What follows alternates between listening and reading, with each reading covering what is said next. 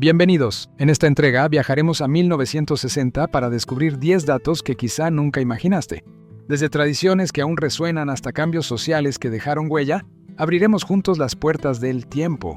Al terminar, cuéntanos en los comentarios cuál de estos datos te sorprendió más o si guardas algún otro tesoro de aquella década. Abramos juntos el baúl de los recuerdos y dejémonos sorprender por esos detalles que hacen único al México de 1960. ¿Sabías qué? En 1967, la televisión mexicana vivió un momento que nadie imaginaba que duraría más de medio siglo: el nacimiento de En Familia con Chabelo. Conducido por Javier López Chabelo, un actor que interpretaba a un niño eterno con voz aguda, pantalones cortos y humor travieso, el programa rápidamente se ganó el cariño de miles de familias mexicanas que cada domingo hacían de su desayuno un ritual frente a la pantalla.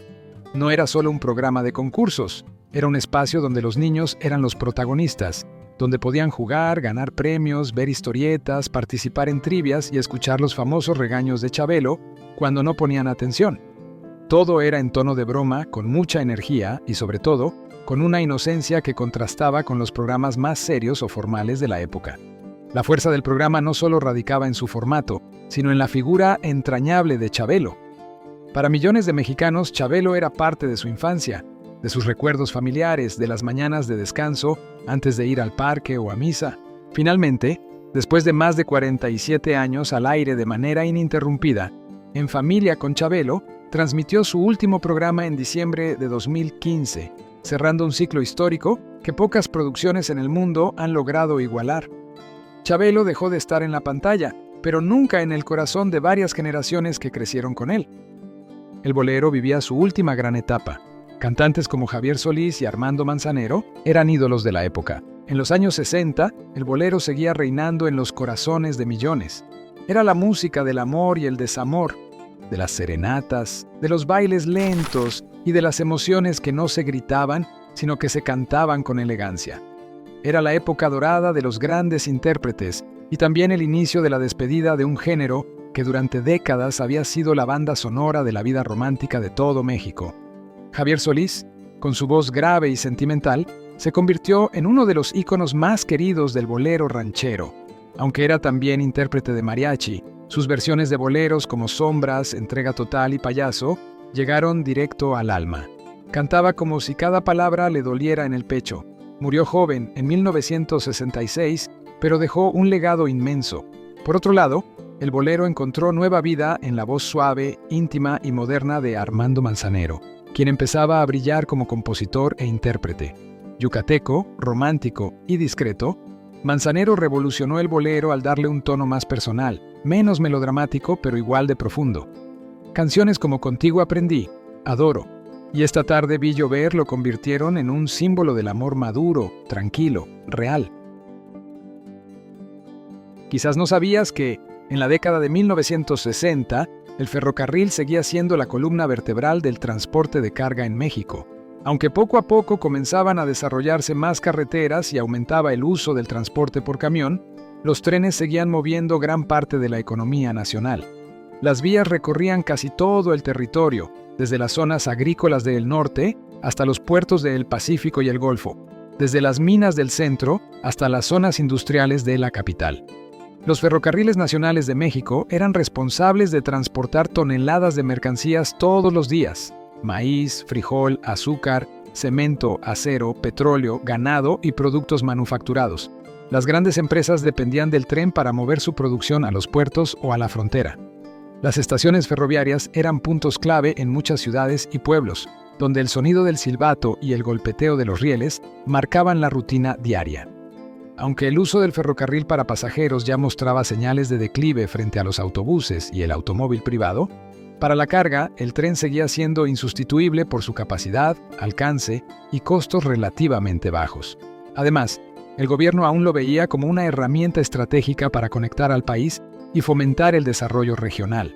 Durante los 60, las vías férreas cubrían más de 20,000 kilómetros, lo que permitía unir zonas productoras con zonas consumidoras y mantener el flujo constante de bienes. Los trenes de carga eran largos, lentos, pero seguros y en muchos casos eran la única forma viable de sacar productos de ciertas regiones aisladas. También era común ver estaciones llenas de movimiento, estibadores descargando mercancías, trenes que llegaban de madrugada y pueblos enteros que crecieron alrededor del paso del ferrocarril. En muchas comunidades, el tren era sinónimo de progreso, comercio y contacto con el resto del país. Este dato seguro no lo conocías. Para muchos mexicanos, especialmente en zonas rurales, la llegada de la luz fue un momento histórico. En pueblos donde antes solo se alumbraban con velas o quinqués, de pronto llegó la posibilidad de tener un foco, una radio o un refrigerador. La electrificación se convirtió en una política de Estado, y aunque no fue pareja ni inmediata, representó un cambio radical en la vida cotidiana. Durante esa década, la CFE absorbió gradualmente a las compañías privadas que aún operaban en algunas regiones del país. El gobierno promovía la idea de que la energía es de todos los mexicanos, y la nacionalización del sector eléctrico se volvió una causa nacional. Esta visión culminó en 1960, cuando el presidente Adolfo López Mateos nacionalizó formalmente la industria eléctrica, declarando que quedaría bajo control del pueblo mexicano, a través del Estado. Ese discurso fue más que político, fue parte de un proyecto de país. Tener control sobre la energía significaba tener capacidad de impulsar fábricas, escuelas, hospitales y viviendas, pero también significaba que el gobierno concentra más poder sobre la vida diaria de los ciudadanos. Durante la década de 1960, México no solo vivía cambios económicos y sociales, también comenzaba a vibrar con nuevos sonidos que venían del otro lado del mundo. El rock and roll en español empezó a florecer, convirtiéndose en una forma de expresión juvenil, de rebeldía y de identidad propia. En ese movimiento nacieron bandas legendarias como Los Locos del Ritmo, pioneros en adaptar el rock estadounidense al idioma, el estilo y la vida del mexicano promedio. En 1968, México vivió uno de los momentos más contradictorios y simbólicos de su historia moderna. Por un lado, el país se mostraba al mundo como una nación moderna, capaz de organizar por primera vez unos Juegos Olímpicos en América Latina. Era la primera vez que el evento deportivo más importante del planeta se celebraba en un país de habla hispana y en una nación en vías de desarrollo. Pero al mismo tiempo, en las calles, el descontento social y la represión política llegaban a su punto más alto. Las Olimpiadas de México, 68, no solo fueron un hito por su sede, sino también por su tecnología, su diseño gráfico, el famoso logotipo México 68, su colorido y su carácter simbólico. Se usaron por primera vez pistas de tartán en lugar de tierra. Se implementó el cronómetro digital y la cobertura televisiva fue a color para varios países. Fue un escaparate mundial. El gobierno de Gustavo Díaz Ordaz apostó todo por mostrar un México moderno, listo para el futuro, aunque la realidad era mucho más compleja. La publicidad se volvió omnipresente y dos marcas en particular se disputaban la atención del público mexicano: Pepsi y Coca-Cola. La publicidad de Coca-Cola ya era fuerte desde las décadas anteriores, pero en los 60 redobló su presencia. Coca-Cola se anunciaba como la bebida de la felicidad, de la familia y de los buenos momentos, siempre asociándose a imágenes de familias reunidas, jóvenes sonriendo y comidas típicas mexicanas donde no podía faltar una botella de vidrio helada. Sus anuncios de la época eran sencillos pero emotivos, y el famoso eslogan que giraba en torno a frases como «Disfruta Coca-Cola, la chispa de la vida». Por su parte, Pepsi se presentaba como la marca juvenil, moderna y rebelde, una alternativa fresca frente a la tradición. Su publicidad apuntaba directamente a los jóvenes que querían ser distintos a sus padres. Las botellas de vidrio con etiquetas en rojo o azul se volvieron parte del paisaje urbano, tanto en las colonias populares como en los nuevos fraccionamientos de clase media. Para muchos mexicanos, el recuerdo de su infancia o juventud está ligado a abrir una Coca-Cola fría en una tarde de calor o a ver un anuncio de Pepsi mientras comían un lonche en la banqueta.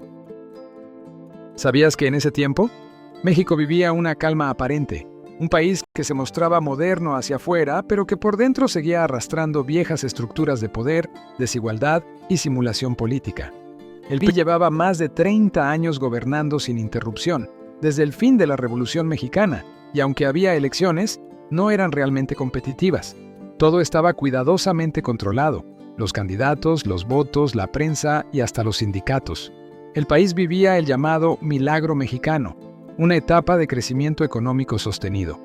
Las fábricas no paraban, las ciudades crecían y los medios hablaban de progreso, pero ese progreso no llegaba a todos por igual. Mientras en la ciudad algunos compraban su primer refrigerador o televisión, en el campo millones de personas vivían sin luz, agua o caminos pavimentados. Y así cerramos este viaje por las 10 cosas que no sabías de 1960 en México. Una década que nos hizo soñar, reír y crecer. Pronto volveremos con más secretos y anécdotas que formaron parte de nuestra historia y moldearon el México que conocemos hoy. Si te gustó este recorrido, regálanos un me gusta, suscríbete al canal y activa la campanita para que no se te escape ninguna de nuestras emisiones. Nos vemos en la próxima, gracias.